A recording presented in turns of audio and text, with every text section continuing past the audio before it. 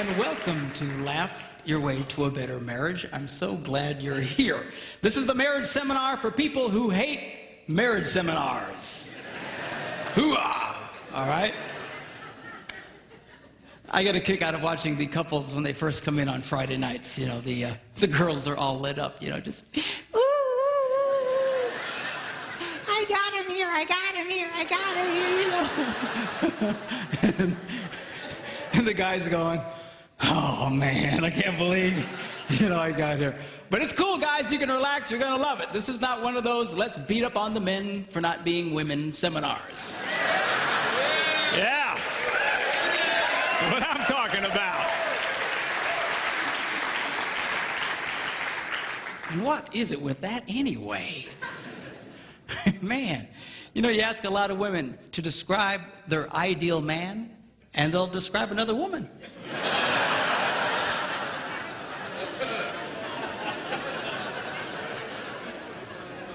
What's up with that? You know? So we're not going to do that. We are going to just go with this thing in a normal, healthy way. We're men. Men are men. We're not sick. We're not perverted. We're not twisted. You know, we're not broken. We're men. All right? And God, yeah, hoo-ah. And God made us the way we are for a reason.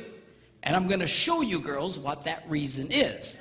Okay? And I'm going to try and explain to you the world of men a little bit through this thing. We'll also discuss the women's side of things as well. But I really want you to understand this men thing. Women are much more complicated than men.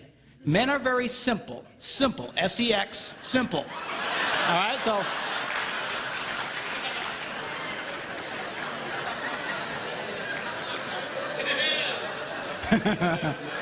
That's what I'm talking about, okay?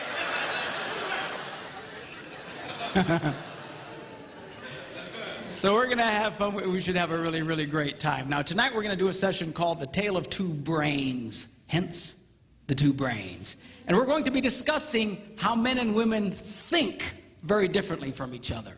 Why is that important? Because men and women are very quick to make into heart problems what are essentially head problems. A woman acts a certain way, a guy feels she doesn't care about him, he says, well, there's something wrong with your heart, you don't care about me. No, it's the way she processes information. The same with a guy. A man thinks in a certain way, and a woman thinks there's something wrong with his heart. No, it's his head, okay? So I'm going to try and explain to you what that's all about.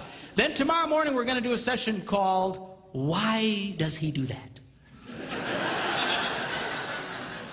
Why does she do that? Okay? See, it's one thing to understand men and women in general. It's another one to understand the one you got stuck with. Okay?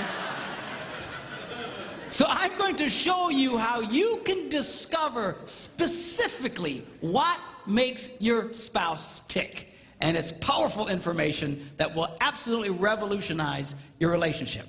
All right? Then we're going to do what I call the Yo Mama session. And it's called the #1 key to incredible sex. And boys, if you miss that, there's just something wrong with you, okay? So you gotta check it. And then we're gonna end with how to stay married and not kill anybody, okay? All very deep emotional stuff. Now, now a lot of people say, well, what's your background? What's your deal? Well, my background is that I'm a minister.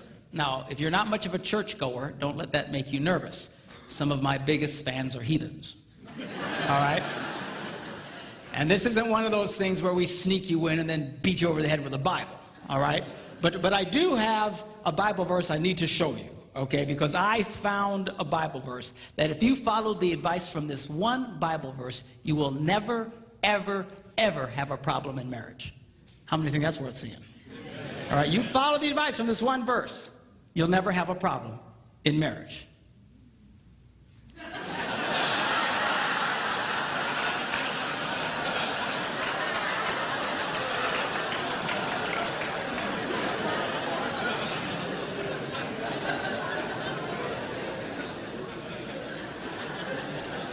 It says it's good for a man not to marry. All right? So, well, why would he say that? That's such a terrible thing to say. Because he goes on to explain, he who marries will have trouble in this life.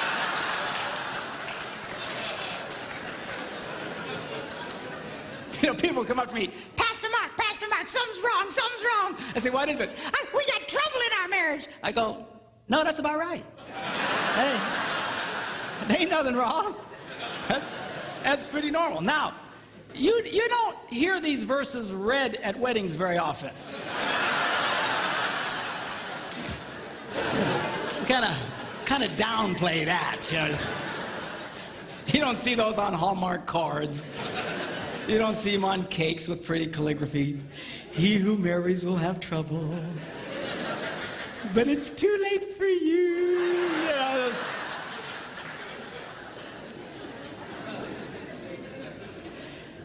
You say, if that's the case, then why get married? Because marriage is absolutely wonderful. It's great. It's fantastic. But it's not that it's without trouble. All right? And I want to show one other verse to you. Now, you don't have the deep theological training that I have, so you might have a hard time understanding this verse. But I'll try and explain it to you. This is found in Proverbs. And it goes like this. Where no oxen are, the manger is clean.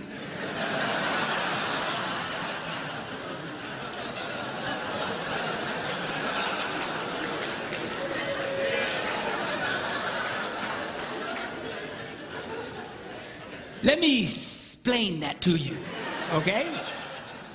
What does that mean? What it means, if you're going to have an ox, you're going to have ox poo, all right? Now, if you don't like poo, and most of us are not real big fans of poo, if you don't like poo, the temptation is get rid of the ox. Preach it, brother. No. I don't want you to get rid of the ox, all right? So, well, why would you keep the ox around? Because he goes to the second half of the verse, it says, because much increase comes by the strength of the ox. Well, now there's the catch-22. On the one hand, we all love the benefit of the ox, but nobody likes the poo. And what he's trying to tell us here is you cannot have one without the other. There is no such thing as a poo-free marriage. It just doesn't exist.